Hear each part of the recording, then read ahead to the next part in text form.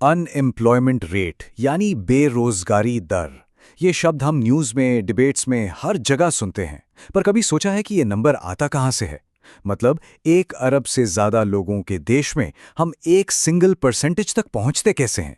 Competitive exams के लिहाज से ये एक बहुत ही ज़रूरी टॉपिक है और आज हम इसी पूरी पहेली को बिल्कुल स्टेप बाय स्टेप सुलझाने वाले हैं।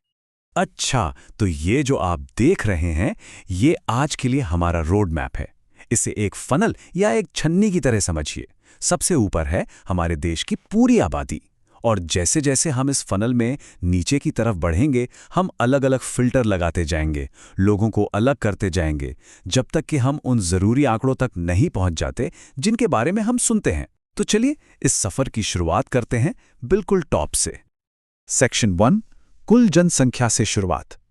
देखिए, इससे पहले कि हम ये पता करें कि कौन काम कर रहा है और कौन नहीं, हमें सबसे पहले तो ये तय करना होगा कि हम गिनती में शामिल किसको कर रहे हैं। कौन है जो काम करने के लिए एलिजिबल है। तो ये हमारा पहला और सबसे बड़ा फिल्टर है। तो सबसे पहली और सीधी बात, देश में हर किसी को नहीं गिना जाता। जो पहला फिल्टर हम लगाते हैं वो है एज का, यानी उम्र का। 14 साल तक के बच्चे और 60 साल से ज्यादा उम्र के हमारे सीनियर सिटीजन्स, इन्हें इस कैलकुलेशन से बाहर रखा जाता है। मतलब इन्हें पोटेंशियल वर्कफोर्स का हिस्सा नहीं माना जाता है। तो जब हम उम्र का ये फिल्टर लगा देते हैं तो हमें हमारा पहला की टर्म मिलता है, वर्किंग एज पॉपुलेशन, जिसे हिंदी में कहते हैं कार्यशील आयु जनसंख्या। सिंपल है, ये 15 से 59 यानी 15 to 59 ईयर्स के बीच के लोगों का ग्रुप है। अब ये टर्म याद रखिएगा क्योंकि आगे की हमारी सारी बातचीत इसी ग्रुप के बारे में होने वाली है। सेक्शन 2, लेबर फोर्स क्या है? अब यहां एक बहुत ही जरूरी बात आती है। देखिए, कोई अगर वर्किंग एज ग्रुप में है तो इसका यह मतलब नहीं कि वो अपने आप लेबर फोर्स का हिस्सा बन गया।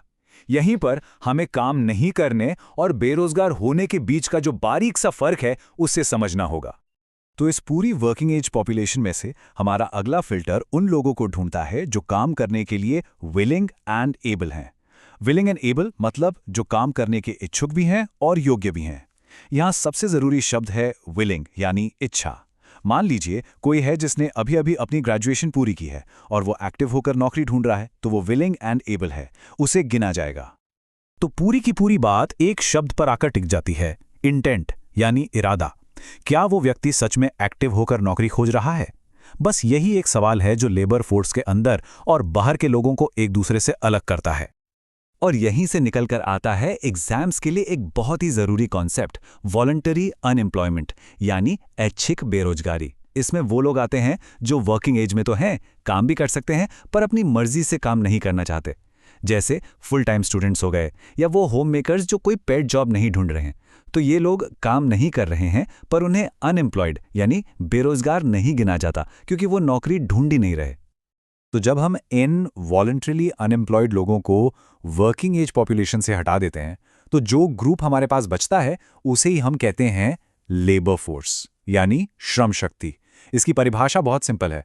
लेबर फोर्स का मतलब है एम्प्लॉयड लोग, यानी जो काम कर रहे हैं, प्लस अनएम्प्लॉयड लोग, यानी वो जो काम नहीं कर रहे पर एक्टिव होकर ढूंढ रहे हैं। Section 3, employed versus unemployed. अच्छा, अब जब हमने लेबर फोर्स को अच्छी तरह समझ लिया है तो हमारा अगला लॉजिकल स्टेप है इसे इसके 2 मुख्य हिस्सों में बांटकर देखना। तो ये जो लेबर फोर्स है ये 2 हिस्सों में बटी हुई हैं। एक तरफ है वर्कफोर्स, जिसे हम कार्य बल भी कहते हैं। इसमें वो सभी लोग हैं जिनके पास फिलहाल कोई ना कोई काम है। और दूसरी तरफ है अनएम्प्लॉयड, यानी बेरोजगार लोग। चलिए 1 मिनट के लिए वर्कफोर्स पर फोकस करते हैं। ये वो संख्या है जो हमें बताती है कि कितने लोग असल में किसी न किसी इकोनॉमिक एक्टिविटी में लगे हुए हैं। आप कह सकते हैं कि ये लेबर फोर्स के अंदर हमारी इकोनॉमी का इंजन है। तो फिर हम बेरोजगार लोगों की संख्या कैसे निकालते हैं? इसका हिसाब किताब बहुत सीधा है। आप कुल लेबर फोर्स में से वर्क फोर्स को माइनस कर दीजिए।